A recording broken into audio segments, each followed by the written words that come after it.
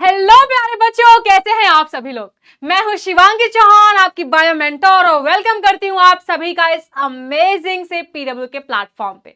So welcome welcome welcome to again this same chapter called life processes, जहां हम बात करने वाले हैं अपने लेक्चर नंबर 6, यानी कि आज हम बात करने वाले हैं ब्लड वेसल्स एंड लिम्फ के बारे में। अब ब्लड सबको पता है मैम, खून होता है। खून के बारे में क्या पढ़ेंगे? खून लाल होता है और लिक्विड होता है मैम, और हमारा हाथ कट जाता है, जो कि मेरा अंगूठा कटा भी हुआ है, तो इससे ब्लड आ जाता है मैम। इसके अलावा क्या है ब्लड का फंक्शन क्या है, ब्लड का रोल क्या है? सो आज हम बात करने वाले हैं बच्चों की जो ब्लड होता है, ब्लड का जो मेन फंक्शन है दैट इज हमारे बॉडी में फ्लो कर रहा है। क्या उसको मजा आ रहा है फ्लो करने में? कहाँ जा रहा है, क्यों कर रहा है फ्लो? उसका बेसिकली वो जो लिक्विड फॉर्म में है तो क्यों है, क्या उससे उसका क्या रोल आ रहा है, राइट? और हमने हल्का फुल्का रोल इसके प्रीवियस चैप्टर में पढ़ा था, जैसे आपको रिमेंबर होगा। चलो कोई बात नहीं, आगे ही बात करते हैं इस बारे में, ठीक है। फर्स्ट ऑफ ऑल मेरा क्वेश्चन आप सभी लोगों से है कि क्या रिवीजन हो रही है? क्या रिवीजन हो रही है? अगर रिवीजन हो रही है तो चैट बॉक्स में मुझे बुक का साइन दिखना चाहिए, क्योंकि मैं आपके कमेंट चेक करती हूं तो आई शुड नो कि आपको समझ में आ रहा है। तो चैप्टर के एंड में अगर आपको सब कुछ समझ में आ गया है तो आपको पता है रेड हार्ट छोड़ना है ना, क्रिस्टल क्लियर लिख देना है, तो मैम देखेंगी, मैम को समझ में आएगा कि आपको समझ में आ रहा है सब कुछ, है ना। तो क्रिस्टल क्लियर में रेड हार्ट फॉर सबको समझ में आता है तब लिखना है। एंड रिवीजन अगर सब लोग आप सच में कर रहे हो तो बुक का साइन और आगे 100% का साइन होना चाहिए, कि मतलब बुक है, बुक बनी है और आगे लिखा है 100%, यानी आपकी रिवीजन चल रही है, 100% हो चुकी है। 80% रूल आपका 100 में आ चुका है, राइट? तो रिवीजन बच्चों मेरा प्लीज एक बहुत सक्सेस मंत्र है। स्टार्टिंग लेक्चर से बोलते आ रही हूँ, छठे लेक्चर में आ गई हूँ, अभी तक सेम भाषा बोल रही हूँ स्टार्टिंग में, दैट इज रिवीजन ओनली, ठीक है। और मैं ये इसलिए बोल रही हूँ बच्चों, मेरे पास बहुत बच्चों के मैसेजेस आते हैं, बहुत बच्चे लिख रहे होते हैं, एट द एंड क्या पूछते हैं, मैम पढ़ अच्छे से रहे, सब कुछ में आ रहा है, लेकिन मैम मार्क्स नहीं आ रहे हैं, क्या करें, क्या करना चाहिए?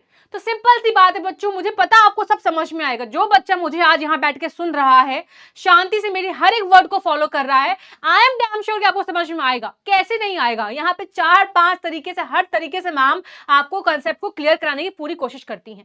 तो मैं बहुत श्योर हूं कि आपको समझ में आएगा। नहीं आएगा तो आप शांति से फिर उस चीज को रिपीट करना।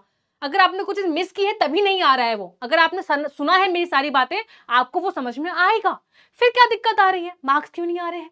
मार्क्स बच्चों इसलिए नहीं आ रहे हैं क्योंकि बच्चों एक बात बताओ, हम बैठते हैं, कोई मूवी देखते हैं, मूवी हमको समझ में आ जाती है, पर क्या वो मूवी आपको मुंह जुबानी कोई लिखने को बोलेगा कुछ टाइम बाद, 1 हफ्ते बाद, 2 हफ्ते बाद, 4 हफ्ते बाद, आपको याद भी नहीं रहेगा कि आपने कौन सी मूवी देखी थी? आपको नहीं याद रहेगा, आपको सिर्फ कैरेक्टर याद रहेंगे, चैप्टर का नाम याद रहेगा, उसके अंदर की जो चीजें हैं वो आप लाइन टू लाइन नहीं लिख सकते हो एग्जाम में, अगर आप उस मूवी को रोज नहीं देख रहे हो या उसके नोट्स नहीं बना रहे हो, आप उसको रिवाइज नहीं कर रहे हो। सिंपल सा लॉजिक है। इसी तरह समझ में सब आ रहा है, लेकिन बच्चों अगर आप इस चीज को रिवाइज नहीं करोगे, वापस बैठ के आप इसको समझने की कोशिश नहीं करोगे, मेरे बोले हुए जो वर्ड्स हैं उनको फॉलो नहीं करोगे, तो फिर वही है ना, एग्जाम में कैसे लिखोगे?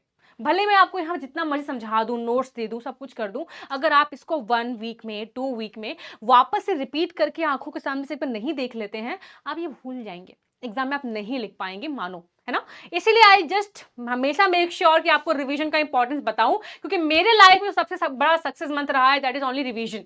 मैंने रिवाइज किया है हमेशा, तो अपने हर एग्जाम में मैंने अच्छे नंबर लाई हूँ, हमेशा लाई हूँ। जिसमें नहीं किया है तो मेरा मैथ्स डूब गया था, मेरा मैथ्स अच्छा नहीं है, क्योंकि मैथ्स में रिवीजन नहीं करती थी, अच्छा नहीं लगता था, प्रैक्टिस नहीं करती थी क्वेश्चन की, तो मेरी मैथ्स खराब है, बहुत खराब है। इतनी खराब है कि अगर मैं कुछ सामान लेने जाती हूँ तो ऐसा होता है, मैंने अपने पॉकेट में पैसे डाल दिए, ठीक है, अब मुझे कुछ सामान लेने जाना है, मैं सामान लेने पहुंचूंगी, अब मान लो कोई सामान कुछ 274 या 263 का है, सामान मैंने ले लिया और मैंने उनको 500 का नोट दिया है, अब वो अपने पैसे काटेंगे और मुझे दे देंगे।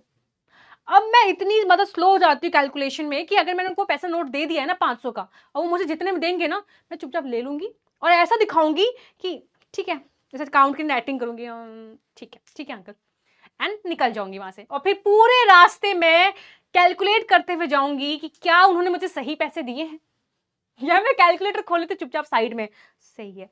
ये करना पड़ता है, क्यों? क्योंकि रिवाइज नहीं किया था उस टाइम पे, भूल गई सब कुछ मैं अब। तो इसीलिए मजाक नहीं उड़ाना था मुझे, अपना बताना था, रिवीजन इंपॉर्टेंट है, ठीक है। तो बहुत दे दिया है ज्ञान, let's dive into a chapter. लेकिन सबसे पहले कर लेते हैं अपना थोड़ा सा recap of the previous lecture, that is lecture number 5। अब लेक्चर नंबर 5 में हमने जाना था रेस्पिरेटरी सिस्टम के बारे में, जिसका मतलब होता है कि जो हम ब्रीदिंग कर रहे हैं, हम जो सांस ले रहे हैं, इनहेलेशन कर रहे हैं, एक्सहेलेशन कर रहे हैं। इनहेलेशन में O2 अंदर जा रही है, एक्सहेलेशन में CO2 बाहर आ रही है, ठीक है, ये ब्रीदिंग हो गया। अब जो O2 मिली है वो यूज होगी किस प्रोसेस में, रेस्पिरेशन प्रोसेस में, यानी ग्लूकोज को ब्रेक डाउन करने के लिए ऑक्सीजन यूज होगा, और जो ग्लूकोज है वो आपका ATP और CO2 प्रोड्यूस करेगा। CO2 वेस्ट प्रोडक्ट होता है, ATP एनर्जी मॉलिक्यूल होता है, ठीक है। This is respiration and this is breathing, यानी breathing is a part of respiration process, correct है। ब्रीदिंग हो रही है तभी आपका रेस्पिरेशन कंप्लीट हो रहा है। अब बात हो रही है कि जो ब्रीदिंग करते हैं उसमें कौन कौन से रेस्पिरेशन जो रेस्पिरेटरी ऑर्गन्स हैं वो इन्वॉल्व होते हैं। तो आपका नॉस्ट्रिल से स्टार्ट होता है, देन योर फैर्निक्स, फैर्निक्स देन आपका आता है क्या, हमारा आता है ट्रैकिया। ट्रैकिया से पहले आपका लैरिंक्स होता है, ट्रैकिया के कुछ ब्रांचेस होती है लेफ्ट एंड राइट, जिसको हम बोलते हैं what, we call it bronchi.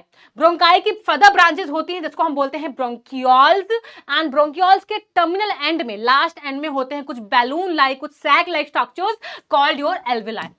And alveoli is the site जहां पे एक्चुअल आपकी रेस्पिरेशन हो रही है। समझो इस बात को, जैसे आपके प्लांट्स होते हैं, प्लांट्स में स्टोमेटा के थ्रू क्या हो रहा है, गैसियस एक्सचेंज हो रहा है, स्टोमेटा के थ्रू हो रहा है। इसी तरह हमारे बॉडी में लंग, मतलब आप सोचो एल्वुलाई वो चीज है, एल्वुलाई वो ऑर्गन है जहां पे गैसेस एक्सचेंज चल रहा है। तो जैसे stomata in case of plants है, वैसे हमारे केस में इट इज एल्वुलाई, ठीक है। अब एल्वुलाई जो होता है बच्चों, वो आपके टर्मिनल पॉइंट में है, कहां, ब्रोंकियोल्स के टर्मिनल एंड में है। अब इसकी जो मेम्ब्रेन होती है बहुत थिन होती है, स्क्वैमस एपिथेलियल सेल से होते हैं, बहुत फ्लैट सेल्स होते हैं, very flat sales. You should know कि आपकी जो एल्वुलाई है वो किससे, बहुत ही फ्लैट सेल से होती है, स्क्वैमस बोलते हैं।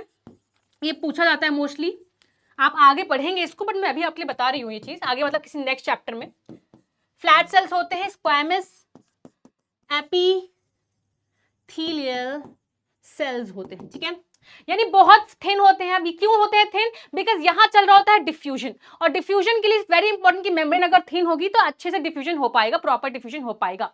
अब जो आपकी एल्वुलाई होती है ये सराउंडेड होती है ब्लड कैपिलरी से। अगर आपको याद हो तो मैंने आपको बताया था कि ब्लड कैपिलरी जो होती है बच्चों, वो आप सराउंड करती है किसको, ये रहा, ठीक है, जो ब्लड कैपिलरी होती है वो सराउंड करती है आपकी एल्वुलाई को, क्योंकि ब्लड कैपिलरी काफी थिन हो गई, ठीक है। अब ब्लड में से क्या हो रहा है, एक्सचेंज ऑफ गैसेस हो रहा है, यानी एल्वुलाई के पास क्या है, O2 ज्यादा है, ठीक है।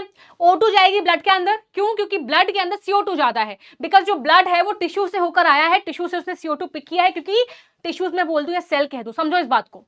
सेल में चल रहा है रेस्पिरेशन, जस्ट इमेजिन, जो मैं आपको बताया था पिछले लेक्चर्स में कि एक सेल है, सेल के अंदर ही रेस्पिरेशन चल रहा है। रेस्पिरेशन के रिजल्ट में क्या प्रोड्यूस होता है, ATP, वो तो काम आएगा, ठीक है, स्टोर हो गया। CO2 is a waste product, वो बॉडी से बाहर जाएगा।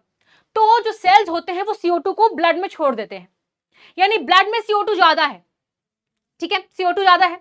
अब जब ब्लड में CO2 ज्यादा हो जाती है तो ब्लड कहां जा रहा है, आपका एल्वुलाई के पास गया, ठीक है।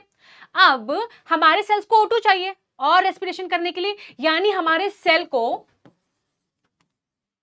एक तरफ से O2 की प्रॉपर सप्लाई चाहिए। अगर O2 की प्रॉपर सप्लाई बनेगी तभी वो क्या करेगा, CO2 रिलीज करेगा, क्योंकि CO2 तो रेस्पिरेशन के बाद प्रोड्यूस हो रहा है ना।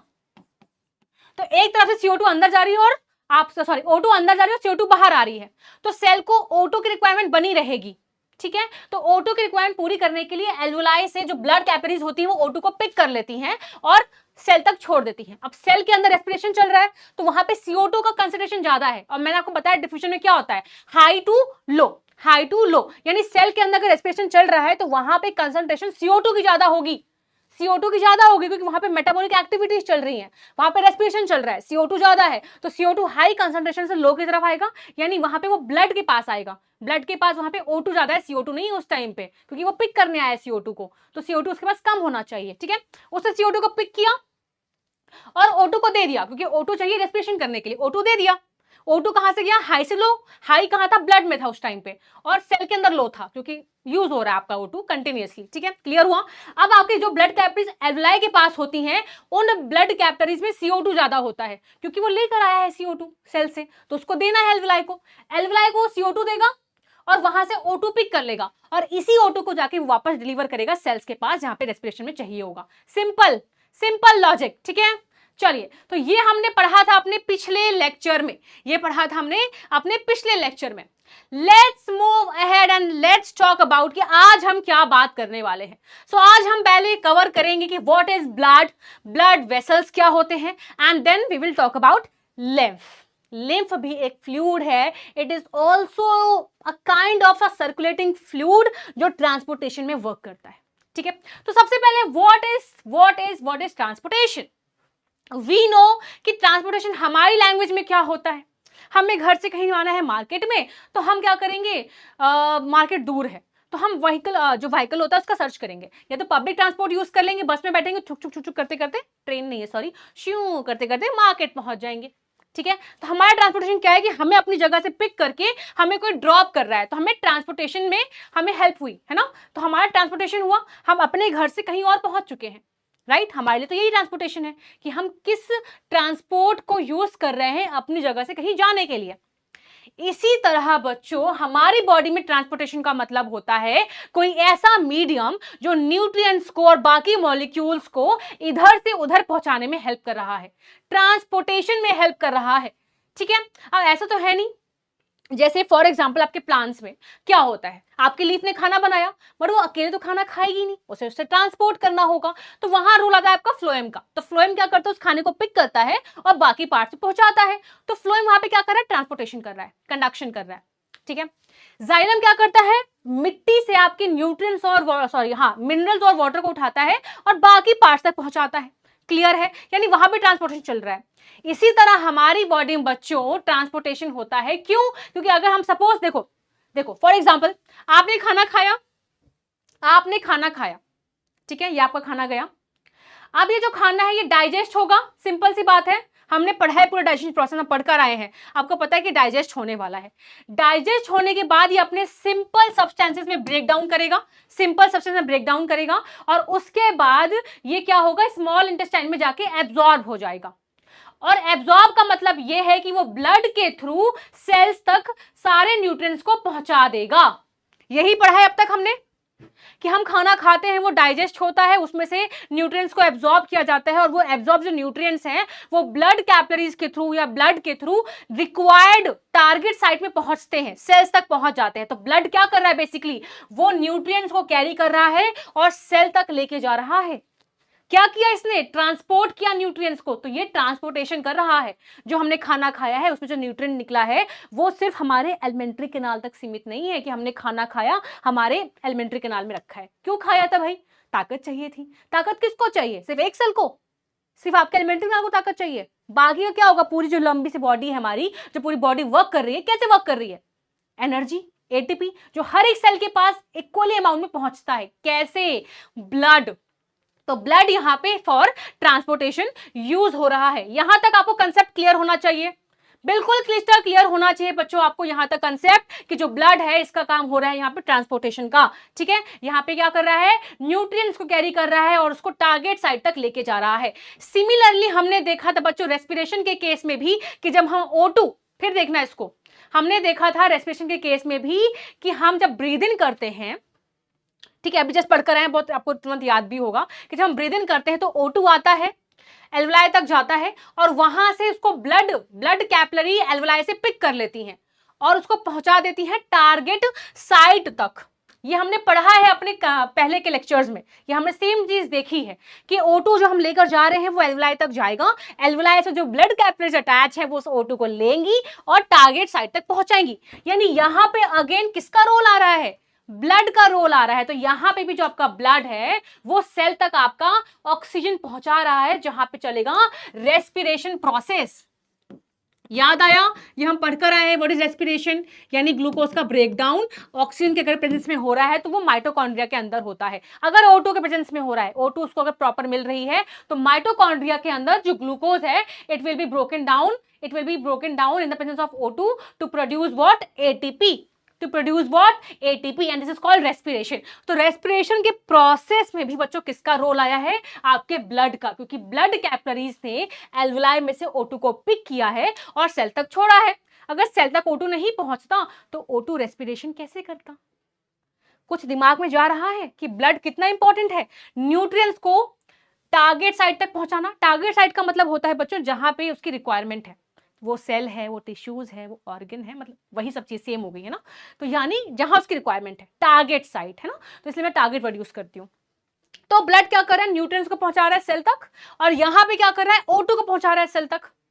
ठीक है, वहां पे न्यूट्रिएंट्स पहुंच गए, यानी उस साइट में उसने ग्लूकोज को छोड़ा। सोचो ध्यान से, वही प्रोसेस है कि एक तरफ क्या किया, ब्लड ने सेल के अंदर लाके ग्लूकोज को छोड़ा या बाकी न्यूट्रिएंट्स को भी लाके छोड़ा। ग्लूकोज पहुंच गया और फिर यही ब्लड जो है ये ऑक्सीजन को भी छोड़ेगी, और फिर ग्लूकोज जो है वो ऑक्सीजन के प्रेजेंस में रेस्पिरेशन करेगा और एटीपी प्रोड्यूस करेगा। यानी पूरी बॉडी की प्रोसेस कैसे आपस में इंटरलिंक्ड है। कितना मजा आता है इसे सब समझ के कि सब जुड़ा है आपस में। ठीक है, एंड यहाँ पे CO2 प्रोड्यूस होगा रेस्पिरेशन के रिजल्ट में, और वो ब्लड के थ्रू वापस एल्वुलाई में जाएगा, और वापस से ब्रीदिंग आउट के थ्रू CO2 हमारे बॉडी से बाहर जाएगा। ये वही प्रोसेस जो हम पढ़कर आए हैं, करेक्ट है। सेम चीज कि CO2 कैसे रिलीज हुआ आफ्टर रेस्पिरेशन, एंड फिर वो वापस से ट्रैवल करेगा ब्लड से और जाएगा एल्वुलाई के पास, एल्वुलाई उसको पिक करेगा और रेस्पिरेटरी पाथवे के थ्रू CO2 को बाहर छोड़ देगा।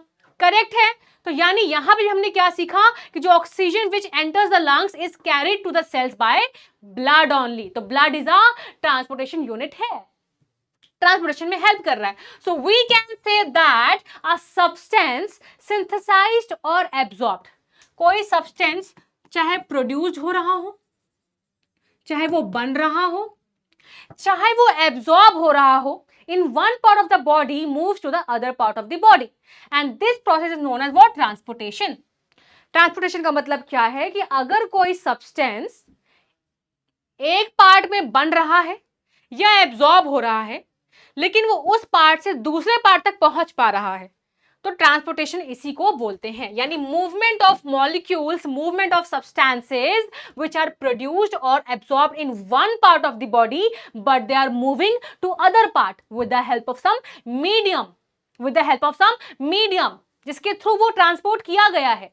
तो प्रोसेस ऑफ ट्रांसपोर्टेशन का मतलब क्या है, कोई सब्सटेंस अपने एक जगह से दूसरी जगह तक पहुंच रहा है, यहां उसका बना था, यहां वो सिंथेसाइज हुआ था। फॉर एग्जाम्पल क्या कि जो ऑक्सीजन आपका एल्विलाई में था वो आपके टिश्यूज तक पहुंच रहा है, अपनी जगह चेंज हुई ना, उसकी जगह चेंज हुई ना। इस तरह न्यूट्रिएंट्स आपके डाइजेस्ट जो कंप्लीट हुआ था वो आपके स्मॉल इंटेस्टाइन में हुआ था, तो वहां पे डाइजेशन कंप्लीट है, वहां पे सारे न्यूट्रिएंट्स हैं, बट वहां से जो न्यूट्रिएंट्स हैं वो बाकी सेल तक पहुंच रहे हैं, अपनी जगह उन्होंने चेंज करी है। कैसे चेंज करी है, विद सम मीडियम। तो इस चेंज इन मूवमेंट, तो चेंज इन पोजिशन जो है, जो चेंज इन लोकेशन है, जो इसी को हम बोलते हैं what, it is known as transportation. ठीक है, और हमारे बॉडी की केस में इसको हम सर्कुलेशन बोलते हैं। ठीक है, तो कंफ्यूज नहीं होना है, हमारे लिए जो टर्म यूज होता है दैट इज सर्कुलेशन। आप कभी पढ़ेंगे कि सर्कुलेटरी पाथवे, सर्कुलेशन, यानी कि हमारे बॉडी में न्यूट्रिएंट्स का, कुछ सब्सटेंसेस का सर्कुलेशन चलता रहता है, मेनली ब्लड के थ्रू, मेनली ब्लड के थ्रू, सुनना इस वर्ड को, मेनली। ठीक है, तो ब्लड के थ्रू क्या है, सर्कुलेशन हो रहा है, यानी न्यूट्रिएंट जो है वो बॉडी के डिफरेंट डिफरेंट पार्ट्स में पहुंच रहे हैं, सर्कुलेट हो रहे हैं, घूम रहे हैं। व्हाट इज सर्कुलेट, घूमना। ठीक है, क्योंकि हमारे बॉडी में ब्लड वेसल्स का पूरा एक नेटवर्क है। ठीक है, तो हर पार्ट हमारा जो है, हमारा हर एक सेल ब्लड कैपिलरीज से कनेक्टेड है, और वो ब्लड कैपिलरीज किसी और पार्ट से या किसी और जगह से लिंक्ड है, तो एक पूरा प्रॉपर नेटवर्क है हमारी बॉडी में ब्लड वेसल्स का। ठीक है, समझ में आया। सो हमारे बॉडी में इसको क्या बोलते हैं, सर्कुलेशन या circulatory system. The process of circulation requires some medium, जो मैं आपको बता चुकी हूं कि ट्रांसपोर्ट, हमें अपने घर से कहीं और पहुंचने के लिए बस चाहिए या ट्रेन चाहिए अगर बहुत दूर जा रहे हैं, साइकिल चाहिए अगर हम खुद सेल्फ सफिशिएंट हैं, राइट, तो स्कूटी, बाइक, कार, एनीथिंग, तो हम किसी मीडियम को यूज करके अपनी लोकेशन चेंज करते हैं, यहां से कहीं और पहुंचते हैं।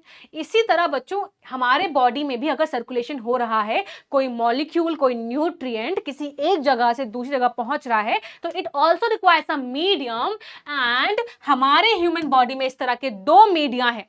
मैं अब तक ब्लड का वर्ड यूज कर रही थी, ब्लड वर्ड यूज कर रही थी, बट मैंने कहा मेनली ब्लड के थ्रू होता है, but we have to media, ठीक है, दो मीडिया है जिसके थ्रू हमारे बॉडी में सर्कुलेशन होता है। यू कैन सी है कि इस तरह हमारे बॉडी में एक पूरा नेटवर्क ऑफ वेसल्स है, यू कैन सी है ब्लड वेसल्स का पूरा नेटवर्क है।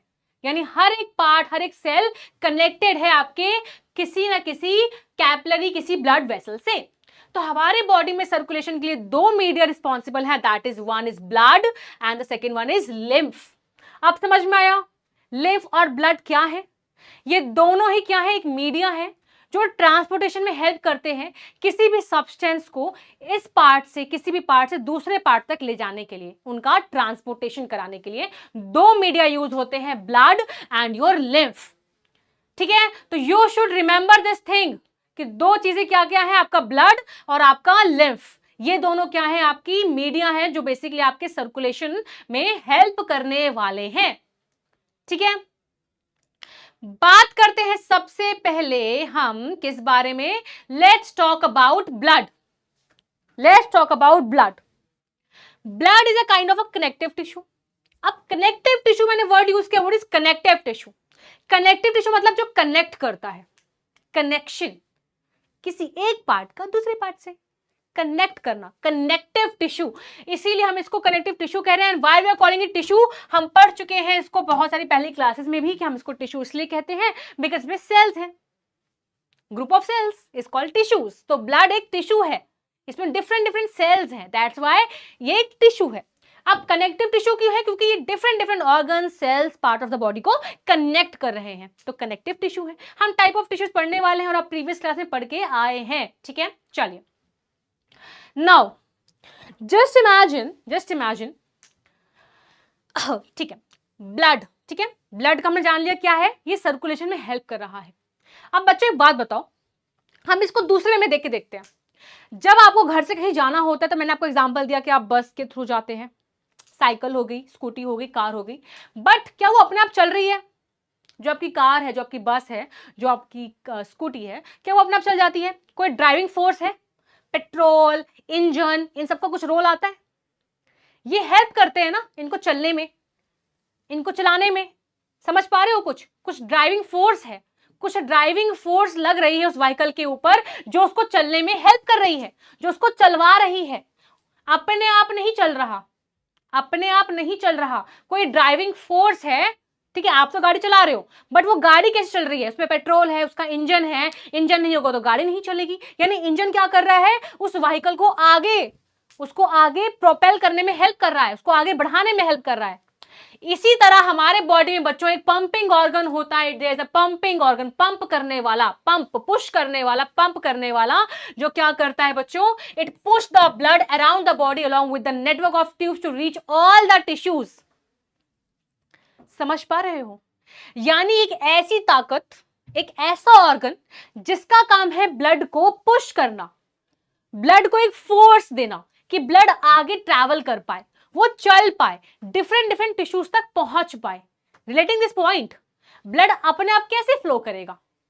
अब एक बात बताओ, अगर टंकी से एक पाइप है, वो नीचे की तरफ आ रहा है, तो पानी नीचे आराम से आ जाएगा। लेकिन अगर उसी पाइप से पानी ऊपर जाना हो टंकी की तरफ, जाएगा क्या? जाएगा क्या? नहीं जाएगा। एक ड्राइविंग फोर्स, कुछ मोटर की रिक्वायरमेंट होगी जो उस लिक्विड को, उस फ्लूइड को, उस वाटर को पुश करेगी ताकि वो फ्लूइड ऊपर की तरफ राइज करे। एक फोर्स चाहिए होगी उस लिक्विड को ऊपर की तरफ ले जाने के लिए, ड्राइविंग फोर्स चाहिए।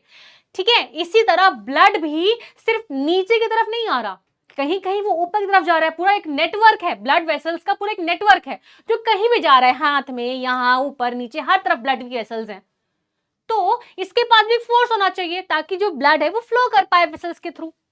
ब्लड जो है वो वेसल्स की तरफ थ्रू फ्लो कर पाए, तो उसको भी एक फोर्स चाहिए, और वो ड्राइविंग फोर्स एक ऑर्गन के थ्रू आती है ना। आप जान चुके हैं मैं यहाँ पे किस बारे में बात कर रही हूं। You know that I am talking about what?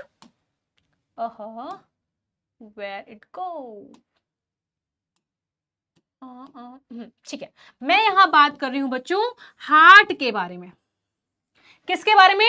Heart के बारे में। ठीक है, तो heart is a pumping organ, it's a pump, pumping system, pump कर रहा है, एक फोर्स दे रहा है, ऐसे ऐसे करके वो पंप करता है। ठीक है, एक फोर्स देता है जिसकी वजह से जो ब्लड है वो ट्रेवल कर पाता है towards the all the tissues, जो भी वो कवर कर रहा है, to reach all the tissues.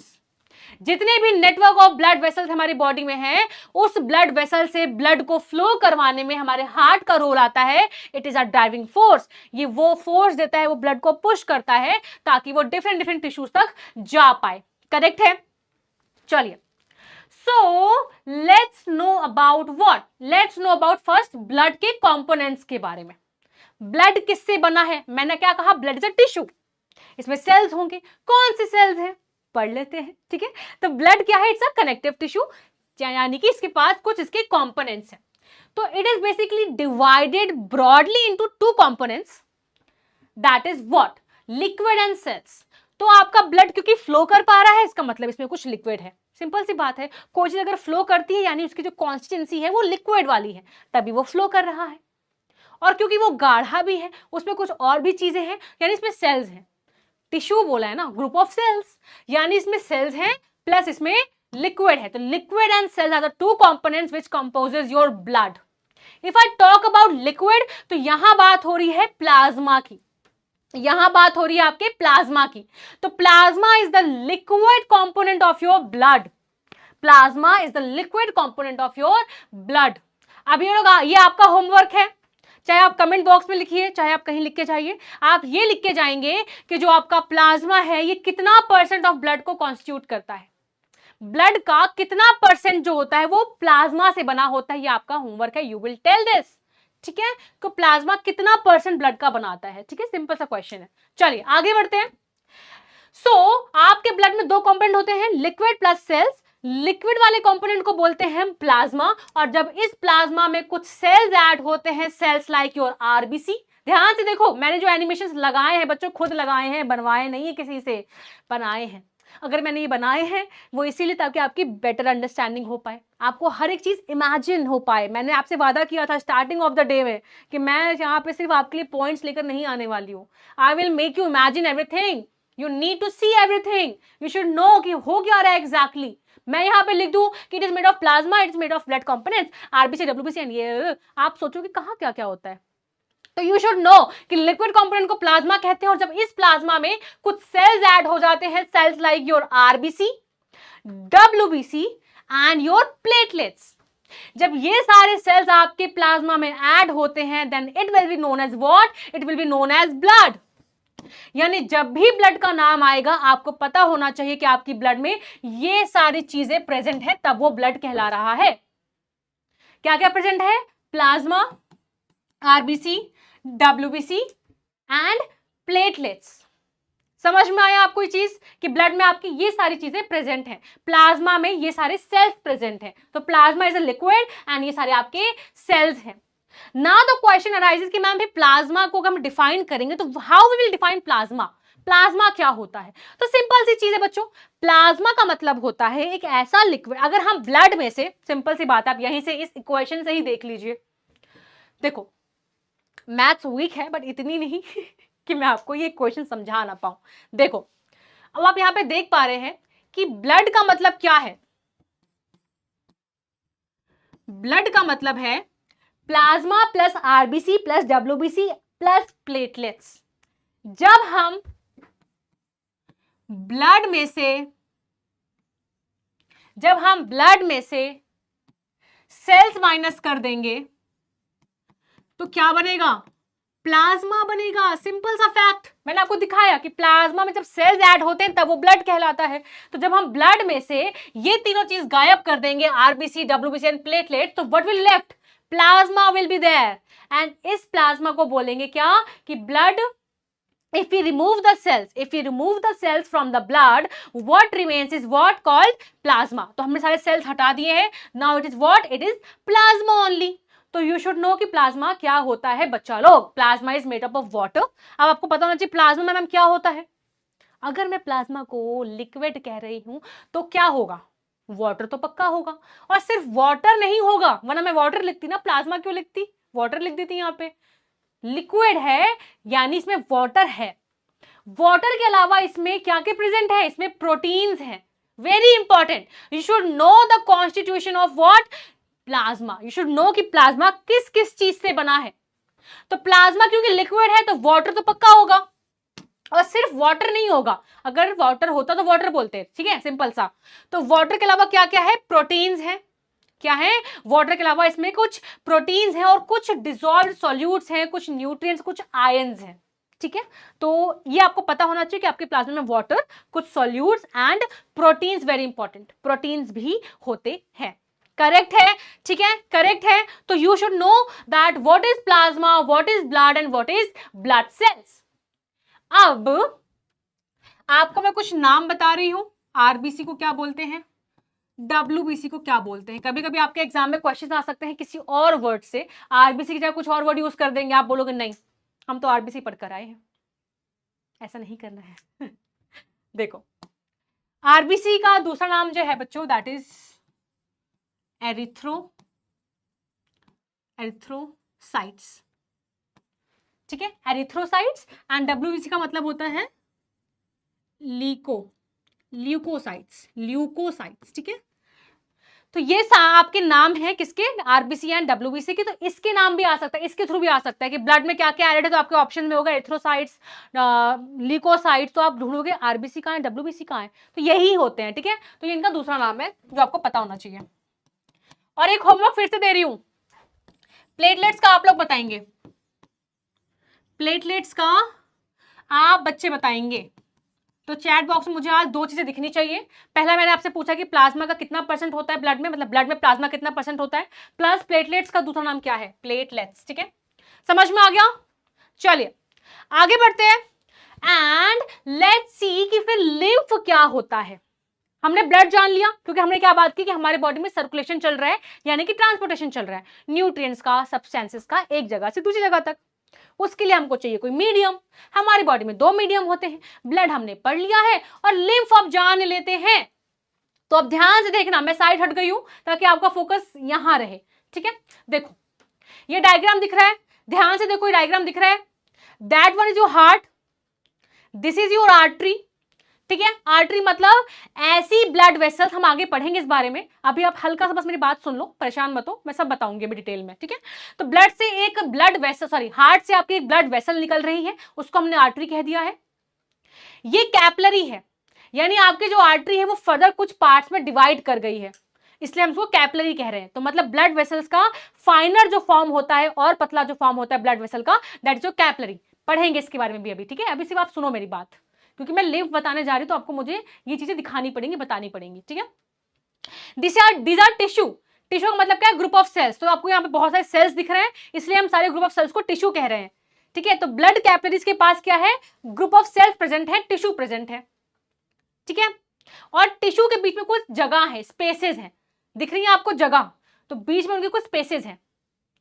These are when, यानी वेन भी क्या है, आपकी एक ब्लड वेसल ही है जो आपकी हार्ट तक लेकर जाती है ब्लड को, ठीक है। हम पढ़ेंगे डिटेल में इसके बारे में भी, बस आपको भी इतना जानना है कि जो हार्ट से वेसल निकल रही है दैट इज आर्टरी, और जो हार्ट तक जा रही है दैट इज जो वेन, ठीक है। आर्टरी एंड वेन, और दोनों क्या है, ब्लड वेसल है। ब्लड वेसल का मतलब क्या होता है, सपोज आपका जो पानी है वो पाइप से आता है, इस तरह ब्लड किससे फ्लो करता है, ब्लड को फ्लो करने के लिए तो कुछ चाहिए होगा ना, blood is a liquid, blood is a liquid. आपका हाथ करता है तो खून बहता है, और खून जब बहता है तो किसी आपको दिखता है कि उसकी लिक्विड जैसे, मतलब इसकी फ्लूइड लाइक कंसिस्टेंसी होती है, हाथ में लग जाता है, यहां लग जाता है, मतलब लिक्विड है।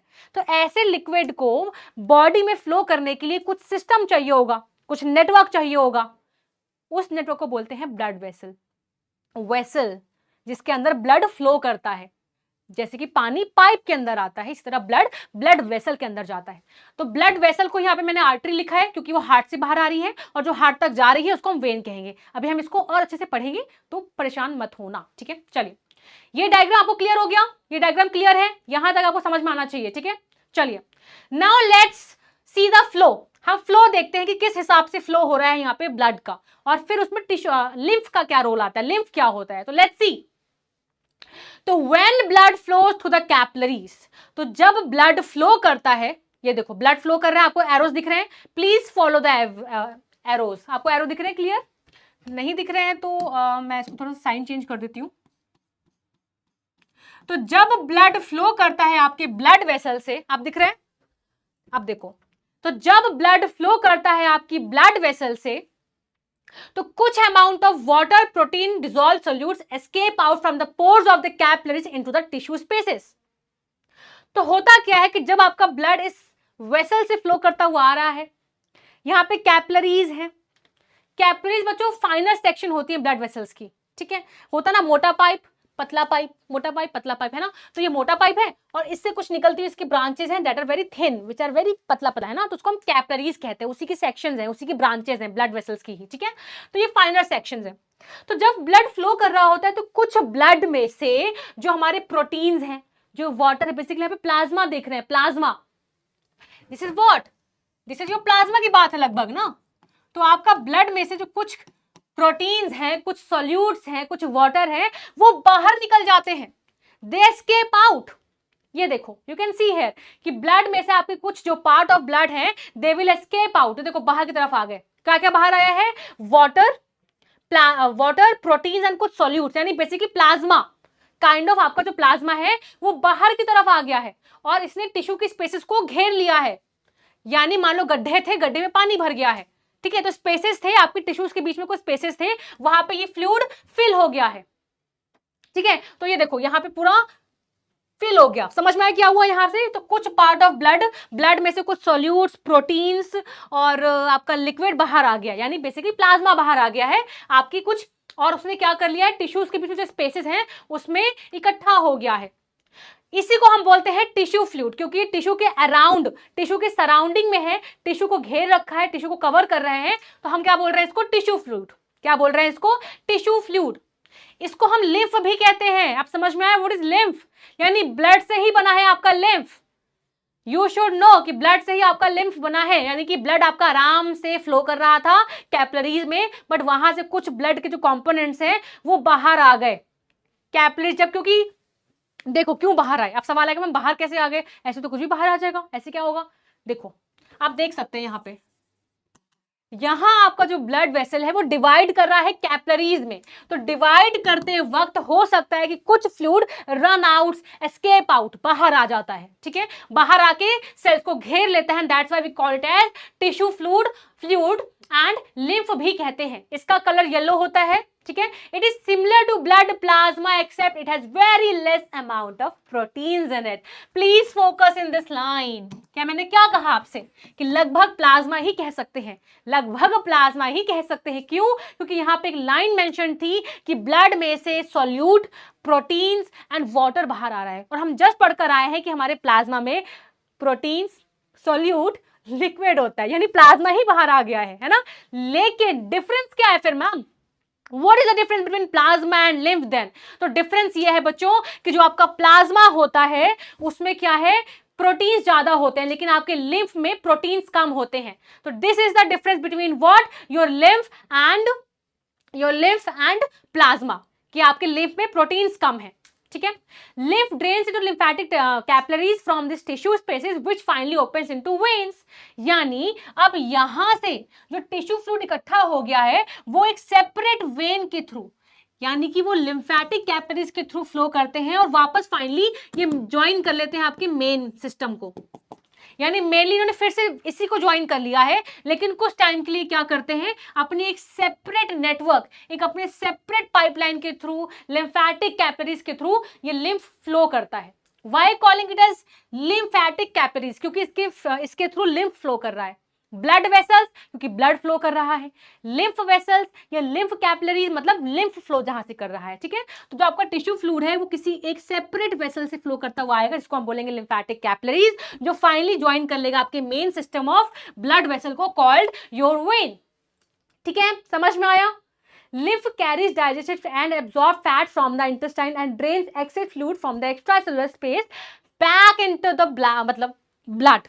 तो बेसिकली यहाँ पे इसके फंक्शन का आ रहा है कि मैम फिर फंक्शन क्या होता है लिम्फ का? तो बेसिकली जो होता क्या है, जो फैट्स होते हैं ना, जब आपके फैट्स डाइजेस्ट हो जाते हैं, एब्जॉर्ब हो जाते हैं, तो बेसिकली जो आपके फैट्स होते हैं वो आपके इंटेस्टाइन में से कैसे कैरी होते हैं डिफरेंट सेल्स तक, लिम्फेटिक कैपिलरीज के थ्रू। तो ये क्वेश्चन आता है कि कौन सा न्यूट्रिएंट है, कौन सा ऐसा कंपोनेंट है जो लिम्फेटिक सिस्टम के थ्रू जाता है सेल्स तक?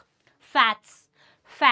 समझ में आ गया? तो बेसिकली आपकी जो लिम्फेटिक कैपिलरीज हैं ये क्या करती हैं, जो डाइजेस्टेड एंड एब्जॉर्ब्ड फैट्स है आपका, इसको कैरी करती हैं कहां से, इसको कैरी करती हैं इंटेस्टाइन से, और क्या करती है, इसको एक्स्ट्रा सेलुलर स्पेस से ब्लड, मतलब बेसिकली वापस ये ब्लड को ही ज्वाइन कर लेती हैं, कुछ टाइम के लिए ये एस्केप करती हैं ब्लड में से, एंड फाइनली ये वापस ब्लड सिस्टम को ज्वाइन कर लेती हैं। लेकिन इनके थ्रू कौन सा न्यूट्रिएंट एब्जॉर्ब होता है, फैट्स।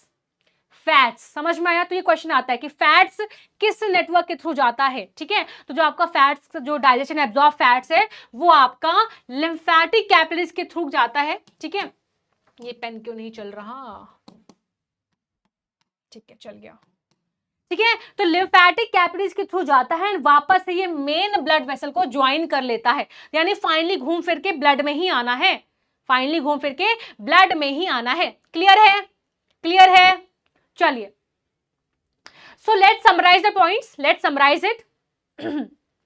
सो सॉरी, तो हमने क्या पढ़ा कि जो ब्लड है वो फ्लो करता है कैपिलरीज के थ्रू, जो ब्लड है इट फ्लोज फ्रॉम कैपिलरीज, या मैं कहूं ब्लड वेसल से फ्लो करता है, और उसके बाद कुछ अमाउंट ऑफ वाटर प्रोटीन जो है वो एस्केप आउट करता है ब्रांचिंग के टाइम पे, और वो टिश्यू स्पेसेस में जाके इकट्ठा हो जाता है, उसको हम बोलते हैं टिश्यू फ्लूइड, या हम उसको लिम्फ भी कह सकते हैं, ठीक है? लिम्फ भी कहते हैं। येलो इन कलर होता है, ये ब्लड प्लाज्मा की तरह ही होता है, एक्सेप्ट इसके पास प्रोटीन्स कम होते हैं, ठीक है? देन ये जो लिम्फ है ये लिम्फेटिक कैपिलरीज के थ्रू ड्रेन, मतलब उसके थ्रू फ्लो करता है, और फाइनली वापस ये वेन्स में ही जाके मर्ज हो जाता है। तो बेसिकली लिम्फ का फंक्शन क्या है? तो लिम्फ का अगर कोई फंक्शन पूछे तो आप बोलना कि जो डाइजेस्टेड एंड एब्जॉर्ब्ड फैट है, जो क्योंकि हमें पता है इंटेस्टाइन में ही जो फुल एंड फाइनल डाइजेशन है वो कंप्लीट होता है, तो इंटेस्टाइन में से जो डाइजेशन एंड एब्जॉर्ब फैट है वो उसको कैरी करता है, ठीक है? और उसको वहां से बैक टू द ब्लड पहुंचा देता है, यानी यहां पर जो फैट्स होंगे, ठीक है, जो फैट्स के मॉलिक्यूल एब्जॉर्ब फैट्स है, वहां से उसको पिक करता है और यहां से लेके उसको वापस से मेन जो ब्लड वेसल है वहां तक पहुंचा देता है। क्लियर है? क्लियर है? क्लियर है? चलिए, now the question arises pumping organ, जिसका मैंने आपको आंसर दे दिया है कि जो ब्लड है वो फ्लो कैसे कर रहा है, because of a driving force, because of एक ऑर्गन जो पंप करता है ब्लड को, उसको एक फोर्स देता है, उसको पुश करता है ताकि वो डिफरेंट डिफरेंट टिश्यूज तक पहुंच पाए, ठीक है? तो that pumping organ is known as what, our heart. ये मैं आपको बता चुकी हूं। अब हार्ट क्या होता है, इसका स्ट्रक्चर क्या होता है, इसका फंक्शन क्या होता है, ये हम अपने आगे आने वाले लेक्चर में पढ़ेंगे। सिंपल सा फैक्ट है, आज तो कवर हो नहीं पाएगा इतना सारा, है ना? तो हम इसकी कहानी, हार्ट की कहानी मेरी जुबानी अगले लेक्चर में देखेंगे, ठीक है? अभी फिलहाल हम कवर करते हैं क्या, इसका आगे वाला पार्ट, ठीक है? ठीक है। अच्छा, एक वहां पे वर्ड यूज हुआ है, बता देती हूं, इनवॉलेंट्री पंप, यानी हमारे कंट्रोल में नहीं है। इनवॉलेंट्री का मतलब होता है नॉट आर विल, यानी हमारी मर्जी के हिसाब से नहीं चलता। अगर हमारी मर्जी के हिसाब से चलेगे भैया तो आप इसको भूल जाओगे, जैसे आप पढ़ाई भूल जाते हो ना कभी कभी करना, आप अपने हार्ट को पंप करना भूल जाओगे और आप टाइम भूल जाओगे, राइट? इसीलिए ये एक इनवॉलेंट्री ऑर्गन है, इसका काम खुद है, ये खुद ही पंप करता है, खुद ही धड़कता है, हमारी इसमें मर्जी नहीं चलती है। इट्स अ इनवॉलेंट्री पंप, खुद से एक्ट करने वाला, हमारी मर्जी पे नहीं। समझ में आ गया? चलिए, तो बेसिकली अब बात करते हैं ब्लड वेसल्स की। तो हमारे हार्ट को क्या चाहिए, ब्लड को पुश करने के लिए कुछ नेटवर्क चाहिए, जो मैं आपको बता चुकी हूं ऑलरेडी, सिर्फ रिपीट हो रहा है सब कुछ, अब रिपीट है सब कुछ, ठीक है? तो होता क्या है कि जो हमारा हार्ट है वो पंप कर रहा है, एक ड्राइविंग फोर्स दे रहा है, जिसकी वजह से जो ब्लड है वो फ्लो करेगा। किसके थ्रू करेगा? एक नेटवर्क के थ्रू करेगा, यानी the pumping organ is needed to push the blood around the body along with a network of tubes. कुछ ट्यूब्स होंगी जिसके थ्रू हमारा ब्लड फ्लो करेगा, because of that force, because of that push जो आपकी heart की तरफ से आएगा। तो जो नेटवर्क ऑफ ट्यूब्स है इसको हम क्या बोलते हैं? Blood vessels. समझ में आया? जो मैं आपको बता चुकी हूं ऑलरेडी कि जो नेटवर्क ऑफ ट्यूब्स आपको दिख रही हैं, जो आपको दिख रहा है माया जंजाल जो भी है ये, it's a network of tubes called the blood vessels, the blood vessels, ठीक है? ब्लड वेसल्स, जिसके थ्रू आपका जो ब्लड है वो फ्लो करने वाला है, ठीक है? ठीक है, चलिए चलिए चलिए चलिए, ये मैं बताऊं कि ना बताऊं, मैं सोच रही हूं, क्योंकि अभी आपको पता ही नहीं है। चलो ठीक है, लेट्स डिस्कस। चलो करते हैं, कोई बात नहीं। अब ध्यान से सुनना, आर्टरीज और वेन क्या होता है, ठीक है। हम हार्ट के बारे में अपने नेक्स्ट लेक्चर में पढ़ने वाले हैं, उसके स्ट्रक्चर और उसके फंक्शन के बारे में नेक्स्ट लेक्चर में पढ़ेंगे। उससे पहले हम जान लेते हैं ब्लड वेसल्स के बारे में। यानी अगर मैंने ब्लड वेसल्स का नाम ले लिया है तो आपको पता होना चाहिए कि कौन सी टाइप ऑफ ब्लड वेसल्स हमारी बॉडी में होती हैं। तो मेनली 2 तरह की होती हैं, या मैं कहूँ 3 तरह की भी होती हैं, ठीक है। वेन्स, आर्टरीज, मेनली हम इसको क्लासिफाई करते हैं। यानी कि बच्चों देखो, ध्यान से सुनना, ये रहा हमारा हार्ट, ये हमारा हार्ट है। अब हार्ट में से एक नेटवर्क, एक ट्यूब बाहर निकलता है जिसको हम बोलते हैं आरोटा। तो आप इस वर्ड को भी लेके आप डाउट में मत आना, इसको हम पढ़ेंगे नेक्स्ट लेक्चर में, ठीक है।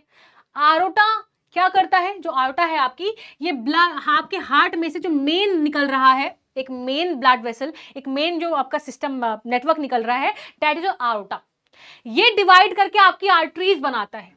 ये देखो, ये आपकी आरोटा है, ठीक है। तो आपके हार्ट से ये ब्लड वेसल निकलती है, मेन ब्लड वेसल जो आपके हार्ट से निकल रही है, ठीक है। हमारा हार्ट पंपिंग ऑर्गन है, यही पंप कर रहा है ब्लड को, यही वो फोर्स दे रहा है ब्लड को। तो जो मेन ब्लड वेसल निकल रही है हार्ट में, that is your aorta. Aorta further divide करके आर्टरी बनाता है, दिस इज योर आर्टरी। तो आपको पता होना चाहिए कि हार्ट से जो वेसल ब्लड को लेकर नीचे आ रही है, that is your what, that is artery. तो जो ब्लड लेकर आती है हार्ट से, उसको हम आर्टरी बोलते हैं। अब आप बोलेंगे मैम इसको याद कैसे करें आर्टरी, हम कंफ्यूज ना हो जाए, बताऊंगी अभी ट्रिक, ठीक है। So, on reaching the tissues, the arteries divide into smaller vessels called capillaries. जो मैंने आपको बताया कि आपकी जब ब्लड वेसल फाइनर फॉर्म्स में डिवाइड करती है, फर्दर ब्रांचिंग करती है अपनी, तो उन ब्रांचिंग को बोलते हैं हम कैपिलरीज, फाइनर फॉर्म्स। फाइनर देख रहे हो आप, पतली है ये, these are very thin as compared to this one, पतली है ना। यानी जब आपकी आर्टरी जो है, जब वो टिश्यू के पास पहुंचती है, क्योंकि देखो टिश्यू क्या होता है, सिंपल सी बात बताओ यार, एक टिश्यू है, ठीक है। टिश्यू का मतलब क्या होता है? Group of cells. अब ब्लड वेसल तो मोटी है, वो कौन से सेल को देगी न्यूट्रिएंट? सेल्स तो बहुत सारे हैं। ब्लड वेसल अब क्या करे, कंफ्यूज, एक को थोड़ी देगी और बोलेगी तुम उसको बांट देना। होता नहीं पेपर में, पास द पेपर ऐसा नहीं होता यहाँ पे। ब्लड वेसल आई, अब उसका फर्ज है कि वो सारे सेल को दे न्यूट्रिएंट, पास ऑन नहीं करवाएगी, सबको देगी। कैसे देगी? इतनी ब्लड वेसल मोटी है, सेल छोटे छोटे से हैं, टिश्यू के फॉर्म में है, क्या होगा? अब होगा ये कि जो आपकी ब्लड वेसल है, it will divide into फाइनर sections called capillaries, और हर एक कैपिलरी आपके सेल तक, आपके टिश्यूज तक पहुंचेगी। क्लियर? अब समझ में आया कैपिलरी क्यों बनी? क्योंकि जैसे ही टिश्यू के पास ब्लड वेसल पहुंचता है, वो अपने आप को डिवाइड कर लेता है फाइनर फॉर्म्स में, ताकि हर सेल तक न्यूट्रिएंट या सब्सटेंस जो वो कैरी कर रहा है, या वो ऑक्सीजन जो कैरी कर रहा है, वो पहुंचा पाए। तो इसीलिए वो कैपिलरीज में डिवाइड कर जाता है। जहां पे चलता है एक्सचेंज ऑफ मटेरियल, सिंपल सी बात मैंने आपको बताया कि टिश्यूज में क्यों डिवाइड किया, ताकि एक्सचेंज ऑफ मटेरियल हो पाए सेल्स के साथ। तो सेल्स के साथ ब्लड के बीच में जो एक्सचेंज ऑफ मटेरियल है वो हो पाता है, ठीक है। क्योंकि जो आपकी कैपिलरी होती है वो बहुत पतली होती है, बहुत थिन होती है। जैसे मैंने आपको बताया था कि आपकी एल्वेलाई होती हैं, तो एल्वेलाई के पास ब्लड वेसल नहीं जा रही है, एल्वेलाई के पास ब्लड कैपिलरीज जा रही हैं। क्योंकि आपकी जो एल्वेलाई थी ना, वो बहुत ब्रांच फॉर्म में थी, सैक लाइक स्ट्रक्चर थी, यानी हर एक से कुछ कुछ एक नेटवर्क था ब्लड का। समझ में आया? इसीलिए जो ब्लड वेसल नहीं थी, ब्लड कैपिलरीज थी, नेटवर्क ऑफ ब्लड वेसल्स, पतली पतली बहुत, ताकि हर एक एल्वेलाई तक वो पहुंच पाए, हर एक एल्वेलाई से वो न्यूट्रिएंट, या मैं बोलूं गैसेस एक्सचेंज कर पाए। क्लियर हुआ? समझ में आया क्या रोल है यहाँ पे कैपिलरीज का? ठीक है। तो गैसेस एक्सचेंज के टाइम पे कैपिलरी का बहुत इंपॉर्टेंट रोल आता है बच्चों, क्योंकि ये बहुत पतली होती हैं, दीज आर वेरी थिन, इनकी जो वॉल्स होती हैं बहुत पतली होती हैं, तो एक्सचेंज में और डिफ्यूजन प्रोसेस में बहुत इजी रहता है। ठीक है। तो these are what, your capillaries. ये देखो आप देख सकते हो, ये ऐसे दिखती हैं, देख रहे हो आप कितना फाइन नेटवर्क है, कितनी पतली पतली वेसल्स हैं जो लगभग हर एक सेल की कांटेक्ट में होंगी और वहां से गैसेस एक्सचेंज करवा पाएंगी। ठीक है। वो देखो O2 आया, ये एल्वेलाई का वाला पार्ट है, और CO2 गया, दिख रहा है आपको? तो यानी एक्सचेंज ऑफ गैसेस इजी हो जाता है बिकॉज ऑफ कैपिलरीज, क्योंकि इसकी वॉल्स बहुत थिन होती हैं। अब ये जो कैपिलरीज हैं बच्चों, ये वापस से ज्वाइन करती हैं और क्या बनाती हैं? आपका वेन्स बनाती हैं। ये देखो, समझ में आया कुछ? आपके हार्ट में से जो ब्लड वेसल निकल रही थी, that was your artery. Artery divide करती है कुछ फाइनल सेक्शन में कॉल्ड कैपिलरीज, एंड वो कैपिलरीज वापस आपस में ज्वाइन करती है to join the main network of blood vessel called vein. अब हम इसको वेन क्यों कह रहे हैं?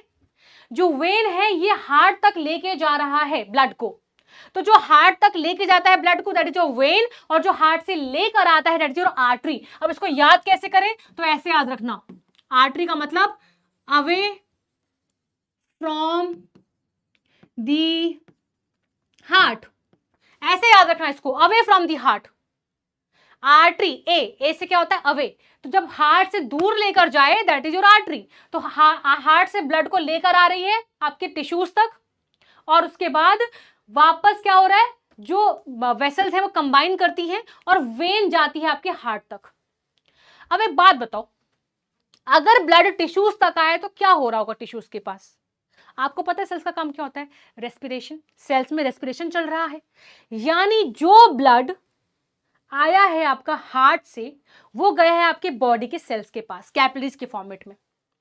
कैपिलरीज ने आपके टिश्यूज में से CO2 को पिक किया है और उस CO2 को लेकर अब वो वापस हार्ट के पास जा रहा है।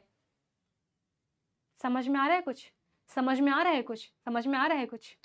यानी आपकी जो आर्टरी है वो जो ब्लड लेकर आ रही थी वो ऑक्सीजन रिच था, उसमें O2 ज्यादा था, O2 ज्यादा था, और जो अब ब्लड यहां से जा रहा है टिश्यूज के होने के बाद से जा रहा है उसमें आपका CO2 ज्यादा है।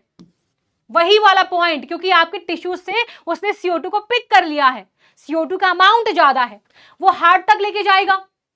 अब आप बोलोगे मैम हार्ट के पास क्यों लेके जा रहा है? आपने बताया था कि लंग्स में एल्वेलाई होती है, तो हार्ट के पास क्यों जा रहा है? इसका पूरा एक सिस्टम होता है that is known as double circulation. यानी बच्चों पहले ही जो आपका ब्लड है जिसमें CO2 ज्यादा है वो हार्ट तक जाएगा, और हार्ट के बाद वो लंग्स में जाएगा।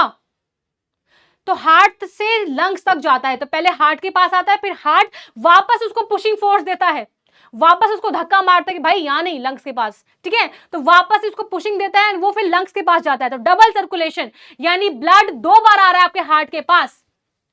जो पहला ब्लड आ रहा है ऑक्सीजन रिच, तो आपको क्या लगता है कि वो जो ऑक्सीजन रिच ब्लड आ रहा है वो क्या हार्ट ने ऑक्सीजन ऐड करी है? लंग्स ने करी है। याद आया? हमने पढ़ा था ना कि लंग्स में ऑक्सीजन होती है, लंग्स से ऑक्सीजन ब्लड ने ली थी, तो लंग्स से ऑक्सीजन लेकर वो हार्ट के पास गया, हार्ट ने ब्लड को वापस से पुशिंग फोर्स दी, और फिर हार्ट से वो ब्लड टिश्यूज तक आया, यानी हार्ट बीच में है, लंग्स ऊपर हो गया, ये हार्ट और ये टिश्यू। तो हार्ट के थ्रू सर्कुलेशन हो रहा है। लंग से जो ऑक्सीजन रिच ब्लड आया वो पहले हार्ट के पास गया और फिर वो टिश्यूज तक आया। टिश्यूज इसने CO2 पिक किया, और CO2 पिक करने के बाद वो वापस हार्ट के पास गया, और हार्ट ने उसको फिर पुशिंग फोर्स दिया, और वो लंग्स के पास गया प्योरिफिकेशन के लिए, यानी वहां से CO2 हटा के O2 वापस से इन करवाने के लिए, और फिर घूम के आ जाएगा। तो ये एक सर्कुलेशन बनेगा, and this is known as double circulation, जो हम पढ़ेंगे, ठीक है, जो हम पढ़ेंगे। तो आपको कोई कंफ्यूजन ना हो इसलिए मैंने आपको हल्का सा जस्ट यहीं पे दे दिया है कि आपके हार्ट से जो वेसल निकलती है उसको बोलते हैं आर्टरी, और जो हार्ट तक जाती है उसको हम बोलते हैं वेन। तो बेसिकली आपकी 2 तरह की हमने ब्लड वेसल पढ़ी, that is your what? Arteries and veins. Arteries and veins. Arteries वो होती हैं जो आपके हार्ट से ब्लड को दूर लेकर जाती हैं, और वेन्स वो होती हैं जो ब्लड को हार्ट तक लेकर आती हैं। कहां से लेकर आ रही है? टिश्यूज ने उसमें CO2 ऐड कर दिया, तो अब जो ब्लड पहुंच रहा है उसमें CO2 ज्यादा है, तभी वो अब हार्ट से लंग्स के पास जाएगा, फिर वापस वहां से जब CO2 हट जाएगी और ब्लड में O2 ऐड होगी तो वो वापस से हार्ट के पास लाएगा, और हार्ट उसको फिर टिश्यू के पास भेजेगा, तो एक सर्कुलेशन चलेगा, ठीक है? पढ़ेंगे अभी। सो आर्टरीज हो गया, वेन्स हो गया। अब बच्चों जस्ट इमेजिन, मैंने कहा कि आपका जो हार्ट है it's a pumping organ pump कर रहा है, एक फोर्स दे रहा है, एक पुश दे रहा है ब्लड को, यानी प्रेशर बहुत ज्यादा होगा, प्रेशर ब्लड का बहुत ज्यादा होगा। तो जो वेसल्स डायरेक्टली हार्ट से निकल रही हैं उनमें प्रेशर ज्यादा होगा, क्योंकि ब्लड बहुत स्पीड में आ रहा है, हार्ट ने बिल्कुल धक्का दिया इसको जोर से, तो ब्लड बहुत प्रेशर में आ रहा है। तो आर्टरीज कुछ बच्चों जो वॉल होती हैं दे आर वेरी हाई मतलब उनकी जो वॉल होती है बहुत थिक होती है, because they have to tolerate very high pressure. Directly आपके हार्ट से ब्लड आ रहा है, बहुत प्रेशर के साथ आ रहा है, आपके हार्ट ने उसको पुश किया है, धक्का मारा है, जा आगे, है ना, तो वो बहुत फोर्स के साथ आ रहा है, और उस फोर्स को टॉलरेट करने के लिए जो आपकी आर्टरीज होती हैं, they have very thick and elastic wall. Elastic ताकि फटे ना, फूटे ना, तो इलास्टिक वॉल होती है ताकि वो हाई प्रेशर को झेल पाए। लेकिन वेन्स बड़े मस्ती में आराम से, मतलब कोई प्रेशर इतना नहीं है, प्रेशर तो होगा लेकिन इतना नहीं है जो डायरेक्टली हार्ट से उसको मिला था। अब तो ब्लड घूम फिर के मजे में हर जगह से टिश्यू के पास घूम कर अब हार्ट तक आ रहा है, तो प्रेशर उतना नहीं होगा। कैन यू इमेजिन, प्रेशर उतना नहीं होगा, करेक्ट है। तो उस प्रेशर से नहीं आएगा, इसका मतलब इसको हाई प्रेशर टॉलरेट करने की जरूरत नहीं है। तो they are not thick walled, they do not have to be very very elastic walls, ठीक है। तो इनकी वॉल जो होती है वो थिक नहीं होती है, करेक्ट है, करेक्ट है बच्चों। चलिए, तो आपको समझ में आ गया ब्लड वेसल्स तक क्या होता है। सो ब्लड वेसल्स के बीच में जो डिफरेंसेस हैं बेसिकली बच्चों, अगर आपको लिखना आएगा एग्जाम में तो आप यही सब चीजें लिखेंगे कि ये डायरेक्टली आपका हार्ट से आ रहा है, यहाँ पे क्या हो रहा है, डिफरेंट पार्ट्स ऑफ द, मतलब different parts of the body से हार्ट तक आ रहा है, और ये हार्ट से डायरेक्टली आ रहा है। यहाँ पे हाई प्रेशर है, यहाँ पे नॉट वेरी हाई प्रेशर, यहाँ पे थिक वॉल है, यहाँ पे थिन वॉल है, यहाँ पे वॉल्स एब्सेंट है, यानी इतना ज्यादा प्रेशर है कि किसी ओपनिंग वॉल्व की जरूरत नहीं है कि वापस ब्लड फ्लो ना कर जाए। लेकिन आपकी वेन्स में वॉल्स होती हैं, वॉल्स मतलब एक ऐसा बैरियर जो कोशिश करता है कि जो ब्लड है वो वापस ना भाग जाए, इसी डायरेक्शन में जाए, है ना। तो वॉल्स जो है वो आपकी वेन्स में होती हैं। जो आपकी आर्टरीज हैं बच्चों, ये कैरी करती हैं ऑक्सीजनेटेड ब्लड, यानी O2 रिच, जिसमें ऑक्सीजन ज्यादा है, जो आपको मैंने जस्ट बताया, ठीक है। और जो आपका वेन है, it carry CO2 rich blood, क्योंकि ये टिश्यूज से जा रहा है तो उसमें CO2 ज्यादा होगा, ठीक है। तो ये आपका मेन डिफरेंस होता है बच्चों, ठीक है। And this is what your double circulation, जो मैं आपको बता रही थी, ये है आपका double circulation. You can see this your lungs, this is your this is your heart, और ये लंग्स तक है, यानी आप देख सकते हैं कि यहां से आर्टरी के थ्रू बॉडी तक गया, बॉडी ने क्या किया, CO2 ऐड किया, और वापस से वेन के थ्रू क्या करेगा, ये हार्ट तक जाएगा, और हार्ट से कहां गया, लंग्स के पास गया, लंग्स कैपिलरीज के पास गया, जो आपकी एल्वुलाई के पास में है, जो आपकी एल्वुलाई के पास में है। तो this is called what, double circulation, this is called what, double circulation. समझ में आया, जो मैं आपको जस्ट बता कर आई हूं कि हार्ट में से ब्लड पहले टिश्यूज तक गया, टिश्यूज से वापस हार्ट तक आया। अब क्योंकि इसमें आपका CO2 ज्यादा है तो वो आ जाएगा आपके लंग्स तक प्योरिफिकेशन के लिए, और फिर आपका लंग से O2 रिच ब्लड आएगा जो आपके जाएगा टिश्यूज तक। समझ में आया, क्योंकि यहाँ पे 2 बार सर्कुलेशन हो रहा है, हार्ट तक जो ब्लड है वो 2 बार आ रहा है, that why it's known as double circulation. यहाँ पे पल्मोनरी वेन इन्वॉल्व है, यानी कि वो वेन्स जो आपकी लंग्स तक जाती है, पल्मोनरी वेन जो लंग्स तक जा रही हैं। समझ में आया। तो बच्चों यहाँ के साथ आपका आज का जो कंटेंट है वो फिनिश होता है। रिवाइज करना है, बहुत अच्छे से करना है। मिलते हैं अपने नेक्स्ट लेक्चर में। ये कुछ आपके लिए क्वेश्चंस हैं। Which of the following is not a function of blood in the human body? कौन सा फंक्शन नहीं होता? That is production of enzymes. Blood आपका क्या कर रहा है, ट्रांसपोर्ट कर रहा है न्यूट्रिएंट का, वेस्ट प्रोडक्ट का, रेगुलेट करता है ब्लड टेम्परेचर, लेकिन एंजाइम प्रोड्यूस नहीं करता। समझ में आ गया। Next question, which blood vessels carry the oxygenated blood away from the heart? Away from the heart, यानी यहां बात हो रही है आर्टरीज की, away from the heart. Which blood type is known as the universal donor? ये तो थोड़ा सा जनरल नॉलेज वाला क्वेश्चन हो गया। यू शुड नो कि कौन से ब्लड टाइप को हम यूनिवर्सल डोनर कहते हैं। That is your option A, sorry option D. O को बोलते हैं हम क्या, यूनिवर्सल डोनर। और अगर यहां पे लिखा होता है यूनिवर्सल एक्सेप्टर तो आप लिखते यहां पे ए बी ब्लड ग्रुप, अगर यहां पे यूनिवर्सल एक्सेप्टर लिखा होता, ठीक है। Lymph is mainly composed of what? Lymph में मेनली क्या होता है, लिम्फ में मेनली क्या होता है?